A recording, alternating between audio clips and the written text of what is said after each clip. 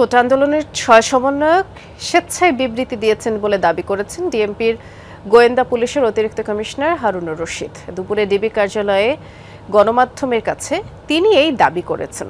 এর আগে একই সুরে কথা বলেছেন সমন্বয়কদের স্বজনরাও। তবে কবে কখন তাদেরকে পরিবারের কাছে ফিরিয়ে দেওয়া হবে তার নিশ্চিত করেননি গোয়েন্দা কর্মকর্তারা। শিয়া বাটার ও ভিটামিন ই সমৃদ্ধ lily glam beauty soap. Lily, always beautiful. রোববার রাতে এক দফা খাওয়া দাওয়ার পর এই ভিডিও বার্তা দেন গোয়েন্দা হেফাজতে থাকা ৬ সমন্বয়ক। হেফাজতে থেকে জানান মূল দাবি পূরণ হওয়ায় প্রত্যাহার করা হয়েছে কোটা সংস্কার আন্দোলনের কর্মসূচি। আমাদের প্রধান দাবি ছিল কোটার যৌক্তিক সংস্কার, যা ইতিমধ্যে সরকার পূরণ করেছেন। এখন শিক্ষার সুষ্ঠু পরিবেশ নিশ্চিত করার লক্ষ্যে দ্রুত শিক্ষা প্রতিষ্ঠান খুলে দেওয়ার জন্য সরকারের প্রতি জোর আহ্বান জানাই। সার্বিক স্বার্থে আমরা এই মুহূর্তে থেকে আমাদের কর্মসূচি প্রত্যাহার করছি। সোমবার দুপুরের দিকে সমন্বয়কদের সঙ্গে দেখা করেন পরিবারের সদস্যরা। তারা বলেন কোনো চাপে নয়, নিজের ইচ্ছায় আন্দোলন প্রত্যাহারের ঘোষণা দিয়েছিল। তারা ভালো আছেন। ছোট ভাই হাসনাত সে ফোন দিল যে ভাইয়া আপনি আসেন দেখে যান। আমি আসছি, কথা বলছি, আমি যে অনেক কিছু জিজ্ঞাসা করছি, বললো যে সব কিছু পজিটিভ, কোনো ধরনের কোনো এদের সাথে রাফ বিহেভ করা হয় নাই।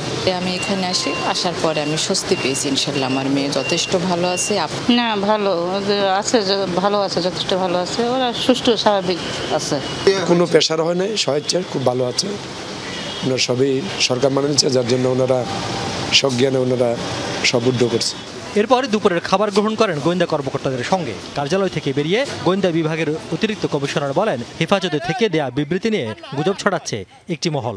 রাষ্ট্রের আমরা একজন পুলিশ সদস্য কর্মকর্তা হিসেবে আমরা মনে করি কোনো ব্যক্তি কেউ যদি আসলে ইনসিকিউর ফিল করে আমাদের কাছে সেই বিষয়টা আসে, আমাদের দায়িত্বের মধ্যেই পড়ে তাদেরকে বিষয়টা দেখভাল করা। আমরা সেই হিসেবে তাদের সিকিউরিটির পারপাসের কারণেই আমরা তাদেরকে আমরা দেখভাল করছি এবং তারা অলরেডি কিন্তু তারা একটা বিবৃতিও তারা প্রদান করেছে যে তারা যে কোটাবিরোধী আন্দোলনকে তারা এখন তারা এখান থেকে তারা এটাকে ঘোষণা করেছে তারা আর নাই। এ সময় জানতে চাইলেও স্পষ্ট করেননি ঠিকই কবে নাগাদ সমন্বয়কদের নিরাপত্তা হেফাজত কাল শেষ হবে বা পরিবারের কাছে তাদের ফিরিয়ে দেওয়া হবে। জামাত বিএনপির চক্র তারা ঘোলা পানিতে মাছ শিকার করার জন্য তারা বিভিন্ন ধরনের ধ্বংসাত্মকমূলক কাজটি করেছে। আপনারা জানেন, তারা আমাদের পুলিশ সদস্যকে ঝুলিয়ে হত্যা করেছে, তারা সাধারণ মানুষকে তারা হত্যা করেছে, তারা বিভিন্ন রাষ্ট্রীয় স্থাপনাগুলিতে আগুন লাগিয়েছে।